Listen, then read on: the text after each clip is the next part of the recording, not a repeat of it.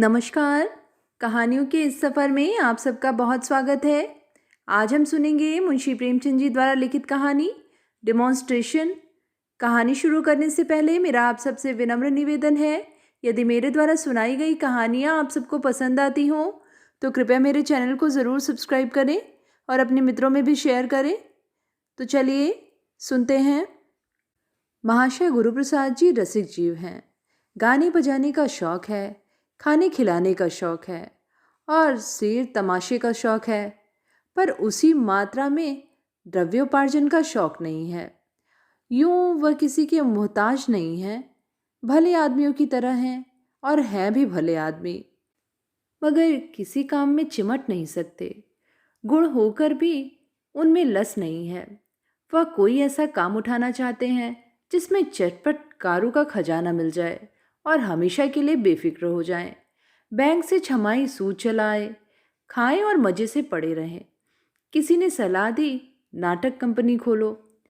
उनके दिल में भी बात जम गई। मित्रों को लिखा, मैं ड्रामेटिक कंपनी खोलने जा रहा हूँ, आप लोग ड्रामे लिखना शुरू कीजिए। कंपनी का प्रोस्पेक्टस बना। कई महीने उसकी खूब चर्चा रही। कई बड़े बड़े आदमियों ने हिस्से खरीदने के वादे किए, लेकिन न हिस्से बिके न कंपनी खड़ी हुई। हाँ, इसी धुन में गुरुप्रसाद जी ने एक नाटक की रचना कर डाली और यह फिक्र हुई कि इसे किसी कंपनी को दे दिया जाए। लेकिन यह तो मालूम ही था कि कंपनी वाले एक ही घाघ होते हैं, फिर हर एक कंपनी में उसका एक नाटककार भी होता है। वह कब चाहेगा कि उसकी कंपनी में किसी बाहरी आदमी का प्रवेश हो। वह इस रचना में तरह तरह के ऐब निकालेगा और कंपनी के मालिक को भड़का देगा। इसीलिए प्रबंध किया गया कि मालिकों पर नाटक का कुछ ऐसा प्रभाव जमा दिया जाए कि नाटककार महोदय की कुछ दाल न गल सके। 5 सज्जनों की एक कमेटी बनाई गई। उसमें सारा प्रोग्राम विस्तार के साथ तय किया गया और दूसरे दिन 5 सज्जन गुरुप्रसाद जी के साथ नाटक दिखाने चले। तागे आ गए, हारमोनियम तबला आदि सब उस पर रख दिए गए, क्योंकि नाटक का डेमोन्स्ट्रेशन करना निश्चित हुआ था। सहसा विनोद बिहारी ने कहा, यार टांगे पर जाने में तो कुछ बदरोबी होगी। मालिक सोचेगा यह महाशय यूं ही हैं, इस समय 10-5 रुपए का मुंह न देखना चाहिए। मैं तो अंग्रेजों की विज्ञापनबाजी का कायल हूँ कि रुपए में 15 आने उसमें लगाकर शेष 1 आने में रोजगार करते हैं। कहीं से 2 मोटरें मंगानी चाहिए। रसिकलाल बोले, लेकिन किराए की मोटरों से यह बात ना पैदा होगी जो आप चाहते हैं। किसी रईस से 2 मोटरें मांगनी चाहिए, मॉरिस हो या नए चाल की ऑस्टिन। बात सच्ची थी, भीख से ही भीख मिलती है। विचार होने लगा कि किस रईस से याचना की जाए। अजीब, वह बड़ा महाखुसट है। सवेरे उसका नाम ले लो तो दिन भर पानी न मिले। अच्छा, सेठ जी के पास चले तो कैसा? मुंह धो रखिए, उसकी मोटरें अफसरों के लिए रिजर्व हैं। अपने लड़के तक को कभी बैठने नहीं देता, आपको दिए देता है। तो फिर कपूर साहब के पास चलें? अभी उन्होंने नई मोटर ली है। अजी उसका नाम न लो, कोई ना कोई बहाना बनाएगा। ड्राइवर नहीं है, मरम्मत में है। गुरुप्रसाद ने अधीर होकर कहा, तुम लोगों ने तो व्यर्थ का बखेड़ा कर दिया। टांगों पर चलने में क्या हर्ष था? विनोद बिहारी ने कहा, आप तो घास खा रखे हैं। नाटक लिख लेना दूसरी बात है और मुआमले को पटाना दूसरी बात है। रुपए पृष्ठ सुना देगा, अपना समूह लेकर रह जाओगे। अमरनाथ ने कहा, मैं तो समझता हूँ मोटर के लिए किसी राजा रईस की खुशामद करना बेकार है। तारीफ तो जब है कि पाँव पाँव चले और वहाँ ऐसा ऐसा रंग जमाए कि मोटर से भी ज्यादा शान रहे। विनोद बिहारी उछल पड़े। सब लोग पाँव पाँव चले। वहां पहुंचकर किस तरह बातें शुरू होंगी, किस तरह तारीफों के पुल बांधे जाएंगे, किस तरह ड्रामेटिस्ट साहब को खुश किया जाएगा, इस सब पर बहस होती जाती थी। हम लोग कंपनी के कैंप में कोई 2 बजे पहुंचे। वहां मालिक साहब, उनके एक्टर, नाटककार सब पहले ही से हमारा इंतजार कर रहे थे। पान, इलायची, सिगरेट मंगा लिए थे। ऊपर जाते ही रसिकलाल ने मालिक से कहा, क्षमा कीजिएगा, हमें आने में देर हो गई। हम मोटर से नहीं, पाँव पाँव आए हैं। आज यही सलाह हुई कि प्रकृति की छटा का आनंद उठाते चले। गुरुप्रसाद जी तो प्रकृति के उपासक हैं। उनका बस होता तो आज चिमटा लिए या तो कहीं भीख मांगते होते या किसी पहाड़ी गांव में वटवृक्ष के नीचे बैठे पक्षियों का चहकना सुनते होते। विनोद ने रद्दा जमाया। और आए भी तो सीधे रास्ते से नहीं, जाने कहाँ कहाँ का चक्कर लगाते, खाक छानते, पैरों में जैसे सनीचर है। अमर ने और रंग जमाया। पूरे सतयुगी आदमी हैं, नौकर चाकर तो मोटरों पर सवार होते हैं और आप गली गली मारे मारे फिरते हैं। तब और रईस मीठी नींद के मजे लेते होंगे तो आप नदी के किनारे उषा का श्रृंगार देखते हैं। मस्तराम ने फरमाया, कवि होना मानो दीन दुनिया से मुक्त हो जाना है। गुलाब की एक पंखड़ी लेकर उसमें न जाने क्या घंटों देखा करते हैं। प्रकृति की उपासना ने ही यूरोप के बड़े बड़े कवियों को आसमान पर पहुंचा दिया है। यूरोप में होते तो आज इनके द्वार पर हाथी झूमता होता। एक दिन एक बालक को रोते देखकर आप रोने लगे। पूछता हूँ, भाई क्यों रोते हो? तो और रोते हैं। मुझसे आवाज नहीं निकलती। बड़ी मुश्किल से आवाज निकली। विनोद, जनाब, कवि का हृदय कोमल भावों का रेत है, मधुर संगीत का भंडार है, अनंत का आईना है। रसिक, क्या बात कही है आपने, अनंत का आईना है। वाह, कवि के सोहबत में आप भी कुछ कवि हुए जा रहे हैं। गुरुप्रसाद ने नम्रता से कहा, मैं कवि नहीं हूँ और न मुझे कवि होने का दावा है। आप लोग मुझे जबरदस्ती कवि बनाए देते हैं। कवि सृष्टा की वह अद्भुत रचना है जो पंचभूतों की जगह 9 रसों से बनती है। मस्तराम, आपका यही एक वाक्य है जिस पर सैकड़ों कविताएं न्यौछावर हैं। सुनी आपने रसिकलाल जी, कवि की महिमा? आप याद रख लीजिए, रट डालिए। रसिकलाल, कहाँ तक याद करें भैया, यह तो सुक्तियों में बातें करते हैं और नम्रता का यह हाल है कि अपने को कुछ समझते ही नहीं। महानता का यही लक्षण है, जिसने अपने को कुछ समझा वह गया। कंपनी के स्वामी से, आप तो अब खुद ही सुनेंगे। इस ड्रामे में अपना हृदय निकाल कर रख दिया है। कवियों में जो एक प्रकार का अल्लड़पन होता है, उसकी आप में कहीं गंध भी नहीं। इस ड्रामे की सामग्री जमा करने के लिए आपने कुछ नहीं तो 1000 बड़े बड़े पौधों का अध्ययन किया होगा। वाजिद अली शाह को स्वार्थी इतिहास लेखकों ने कितना कलंकित किया है, आप लोग जानते ही हैं। उस लेख राशि को छांटकर उनमें से सत्य के तत्व खोज निकालना आप ही का काम था। विनोद, इसीलिए हम और आप दोनों कलकत्ते गए और वहाँ कोई 6 महीने मटिया बुर्ज की खाक छानते रहे। वाजिद अली शाह की हस्तलिखित एक पुस्तक की तलाश की। उसमें उन्होंने खुद अपनी जीवन चर्चा लिखी है। एक बुढ़िया की पूजा की गई, तब कहीं जाके 6 महीने में किताब मिली। अमरनाथ, पुस्तक नहीं रत्न है। मस्तराम, उस वक्त तो उसकी दशा कोयले की थी। गुरुप्रसाद जी ने उस पर मोहर लगाकर अशरफी बना दी। ड्रामा ऐसा लिखा जो सुने दिल हाथों में थाम ले, एक एक वाक्य दिल में चुभ जाए। अमरनाथ, संसार साहित्य के सभी नाटकों को आपने चाट डाला और नाट्य रचना पर सैकड़ों किताबें लिख डाली।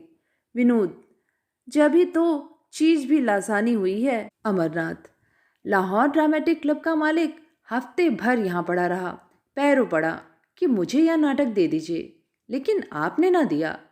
जब एक्टर ही अच्छे नहीं तो उनसे अपना ड्रामा खिलवाना उसकी मिट्टी खराब कराना है। इस कंपनी के एक्टर माशाअल्लाह अपना जवाब नहीं रखते और इसके नाटककार की सारे जमाने में धूम है। आप लोगों के हाथों में पड़कर यह ड्रामा धूम मचा देगा। विनोद, एक तो लेखक साहब खुद शैतान से ज़्यादा मशहूर हैं, उस पर यहाँ के एक्टरों का नाट्य कौशल, शहर लुट जाएगा। मस्तराम, रोज ही तो किसी न किसी कंपनी का आदमी सिर पर सवार रहता है, मगर बाबू साहब किसी से सीधे मुंह बात ही नहीं करते। विनोद, बस एक कंपनी यह है जिसके तमाशे के लिए दिल बेकरार रहता है, नहीं तो जितने ड्रामे खेले जाते हैं 2 कौड़ी के हैं। मैंने तमाशा देखना ही छोड़ दिया। गुरुप्रसाद, नाटक लिखना बच्चों का खेल नहीं है, खूने जिगर पीना पड़ता है। मेरे ख्याल में एक नाटक लिखने के लिए 5 साल का समय भी काफ़ी नहीं है, बल्कि अच्छा ड्रामा जिंदगी में एक ही लिखा जा सकता है। यूँ कलम घिसना दूसरी बात है। बड़े बड़े धुरंधर आलोचकों का यही निर्णय है कि आदमी जिंदगी में एक ही नाटक लिख सकता है। रूस, फ्रांस, जर्मनी सभी देशों के ड्रामे पढ़े, पर कोई ना कोई दोष सभी में मिला। किसी में भाव है तो भाषा नहीं, भाषा है तो भाव नहीं, हास्य है तो गाना नहीं, गाना है तो हास्य नहीं। जब तक भाव, भाषा, हास्य और गाना के चारों अंग पूरे न हो, उसे ड्रामा कहना ही ना चाहिए। मैं तो बहुत ही तुच्छ आदमी हूँ। कुछ आप लोगों की सोहबत में सुध-बुध आ गया। मेरी रचना की हस्ती ही क्या, लेकिन ईश्वर ने चाहा तो ऐसे दोष आपको ना मिलेंगे। विनोद, जब आप उस विषय के मर्मज्ञ हैं तो दोष रह ही कैसे सकता है। रसिकलाल, 10 साल तक तो आपने केवल संगीत कला का अभ्यास किया है, घर के हजारों रुपए उस्तादों को भेंट किए, फिर भी दोष रह जाए तो दुर्भाग्य है। रिहर्सल शुरू और वाह वाह, हाय हाय का तार बंधा। कोरस सुनते ही एक्टर और प्रोपराइटर और नाटककार सभी मानो जाग पड़े। भूमिका ने उन्हें विशेष प्रभावित किया था, पर असली चीज सामने आते ही आंखें खुली। समा बंध गया। पहला सीन आया। आंखों के सामने वाजिद अली शाह के दरबार की तस्वीर खिंच गई। दरबारियों की हाजिर जवाबी और फड़कते हुए लतीफे। वाह वाह, क्या कहना है। क्या वाक्य रचना थी, क्या शब्द योजना थी। रसों का कितना सुरुचिपूर्ण भरा हुआ समावेश था। तीसरा दृश्य हास्यमय था। हंसते हंसते लोगों की पसलियां दुखने लगी। स्थूलकाय स्वामी की संयत अविचलता भी आसन से डिग गई थी। चौथा सीन करुणाजनक था। हास्य के कारण करुणा आंधी के बाद आने वाली शांति थी। विनोद आंखों पर हाथ रखे सिर झुकाए जैसे रो रहे थे। मस्तराम बार बार ठंडी आहें खींच रहे थे और अमरनाथ बार बार सिसकियां भर रहे थे। इसी तरह सीन पर सीन और अंक पर अंक समाप्त होते गए। यहाँ तक कि जब रिहर्सल समाप्त हुआ तो दीपक जल चुके थे। सेठ जी अब तक सोठ बने हुए बैठे थे। ड्रामा समाप्त हो गया, पर उनके मुखारविंद पर उनके मनोविचार का लेश मात्र भी आभास न था। जड़ भरत की तरह बैठे हुए थे। न मुस्कुराहट थी, न कुतूहल, न हर्ष, न कुछ। विनोद बिहारी ने मुआमले की बात पूछी तो इस ड्रामा के बारे में श्रीमान जी की क्या राय है। सेठ जी ने उसी विरक्त भाव से उत्तर दिया, मैं इसके विषय में कल निवेदन करूंगा। कल यहीं भोजन भी कीजिएगा। आप लोगों के लायक भोजन तो क्या होगा, उसे केवल विदुर का साग समझकर स्वीकार कीजिए। पंच पांडव बाहर निकले तो मारे खुशी के सबकी बाँछें खिली जाती थीं। विनोद, 5,000 की थैली है, नाक नाक बच सकता हूँ। अमरनाथ 5,000 है कि 10, या तो नहीं कह सकता, बस रंग खूब जम गया। रसिक, मेरा अनुमान तो 4,000 का है। मस्तराम, और मेरा विश्वास है कि 10,000 से कम वह कहेगा ही नहीं। मैं तो सेठ के चेहरे की तरफ ध्यान से देख रहा था, आज ही कह देता, पर डरता था कहीं ये लोग अस्वीकार न कर दें। उसके होठों पर तो हंसी न थी, पर मगन हो रहा था। गुरुप्रसाद, मैंने पढ़ा भी तो जी तोड़कर। विनोद, ऐसा जान पड़ता था तुम्हारी वाणी पर सरस्वती बैठ गई हैं। सभी की आंखें खुल गईं। रसिक, मुझे उसकी चुप्पी से जरा संदेह होता है। अमर, आपके संदेह का क्या कहना, आपको ईश्वर पर भी संदेह है। मस्तराम, ड्रामेटिस्ट भी बहुत खुश हो रहा था। 10-12 हज़ार का वारा न्यारा है भाई, आज इस खुशी में एक दावत होनी चाहिए। गुरुप्रसाद, अरे तो कुछ बोनी बट्टा तो हो जाए। मस्त, जी नहीं, तब तो जलसा होगा, आज दावत होगी। विनोद, भाग्य के बली हो तुम गुरुप्रसाद। रसिक, मेरी राय है जरा उस ड्रामेटिस्ट को गांठ लिया जाए, उसका मौन मुझे भयभीत कर रहा है। मस्त, आप तो वाही हुए हैं, वह नाक रगड़ कर रह जाए तब भी यह सौदा होकर रहेगा। सेठ जी अब बचकर निकल नहीं सकते। विनोद, हम लोगों की भूमिका भी तो जोरदार थी। अमर, उसी ने तो रंग जमा दिया, अब कोई छोटी रकम कहने का उसे साहस न होगा। रात को गुरुप्रसाद के घर मित्रों की दावत हुई। दूसरे दिन कोई 6 बजे पांचों आदमी सेठ जी के पास जा पहुंचे। संध्या का समय हवाकोरी का था। आज मोटर पर ना आने के लिए बना बनाया बहाना था। सेठ जी आज बेहद खुश नजर आते थे। कल की वह मुहर्रमी सूरत अंतर्धान हो गई थी। बात बात पर चहकते थे, हंसते थे जैसे लखनऊ का कोई रईस हो। दावत का सामान तैयार था। मेजों पर भोजन चुना जाने लगा। अंगूर, संतरे, केले, सूखे मेवे, कई किस्म की मिठाइयाँ, कई तरह के मुरब्बे, शराब आदि सजा दिए गए और यारों ने खूब मजे से दावत खाई। सेठ जी मेहमान नवाजी के पुतले बने हुए हर एक मेहमान के पास आ आकर पूछते, कुछ और मंगवाऊं, कुछ तो और लीजिए। आप लोगों के लायक भोजन यहाँ कहाँ बन सकता है।